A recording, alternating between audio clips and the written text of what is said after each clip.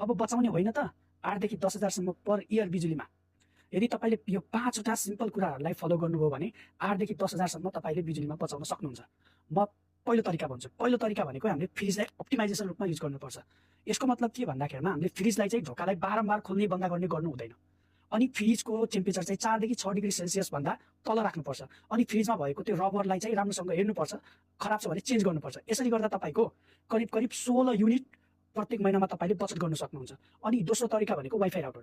Wifi router हामीले जुन घरमा युज गर्छौं त्यो हाम्रो 15 वाट सम्मको हुन्छ र यदि हामीले रातितिर अनावश्यक नचाहिएको बेलामा हामीले राउटरलाई बन्द गरेर सुत्ने हो भने हामीले करिब 10 आवर जति नचाहिने बेला अफ गर्ने हो भने हामीले 5 युनिट पर महिना बचाउन सक्छौं।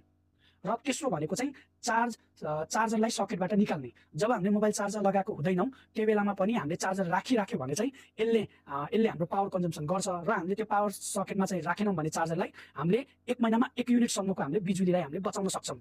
अनि चौथो भनेको चाहिँ गिजर र वाटर हो। अब यो चिसोको महिनामा हामीले तातो पानीले नुहाउने चलन धेरै छ। त्यही भएर यदि हामीले यसलाई कन्ट्रोल गर्ने हो भने अनि बकेट सिस्टम राखेर टाइमर युज गर्ने हो भने पानी तातो भइसकेपछि अटोमेटिक बन्द गर्ने सिस्टम लाउने हो भने यसले हाम्रो 50% जति बचत गर्न सक्छ। यसको करिब हामीले 20 युनिट पर महिनामा हामीले बचाउन सक्छौं यो तरिका हामीले युज गर्यौं भने। अनि पाँचौं तरिका हो हामीले इन्डक्सन युज गर्छौं।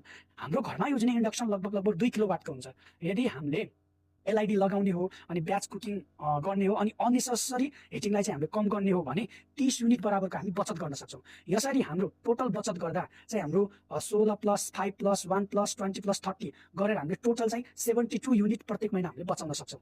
यसको पैसालाई हामीले यदि 1 युनिटको 10 रुपैयाँ मान्ने हो भने 7200 पर महिना हुन्छ र यदि हामीले वर्षको निकाल्ने हो भने हाम्रो 8600 पर इयरको रफली आउँछ।